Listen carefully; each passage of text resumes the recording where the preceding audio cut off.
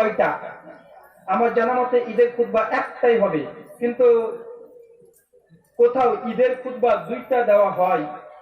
ভাই, ঈদের খুতবা হানাফি বলেন, শাফি, মালিকি, আহলে হাদিস সকলের ঐক্যমতে একটাই খুতবা, কেউ তো দ্বিমত করেনি। কেউ যদি দুইটা খুতবা ঈদের দেয়, এটা সম্পূর্ণ সহিহ সুন্নাহ বিরোধী। এটা আহলে হাদিস সমাজে এটা নেই, এমনকি হানাফি ভাইদের সমাজেও নেই। তবে এখানে মনে রাখবেন, আমাদের সমাজে অনেককে দেখা যায় যে ঈদের খুতবা শেষ করার পরেও আরো 4-5 জন তার বক্তব্য দেওয়ার জন্য ওঠে। এটা করাটা উচিত নয়। ঈদের খুতবা একটাই হয়ে যাবে, ঈদের খুতবা একটাই হবে। খুতবা শেষ, আর কাউকে তোলার সেই দিন জরুরত নেই।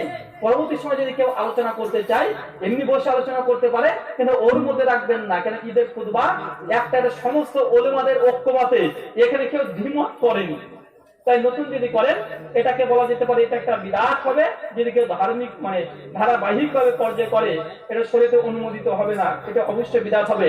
আর আম্মা জান আয়েশা রাদিয়াল্লাহু তাআলা আনহা তিনি বলছেন, আল্লাহ রাসূলের সূত্রে, মান আমিলা আমালান লাইসা আলাইহি আমরুনা ফাহুয়া রাদ্দুন। কোন ব্যক্তি এমন কোন আমল করলো যে আমলের ব্যাপারে বিশ্বনবী বলেননি, করেননি, অনুমোদন দেননি, সেই আমলটা মারদুদ, প্রত্যাখ্যাত, বাতিল। তো দুটো খুতবা কোরআন সুন্নাহ সাহাবী থেকে প্রমাণিত নয়, কেউ করলেই সেটা বিধান কি? বাতিল।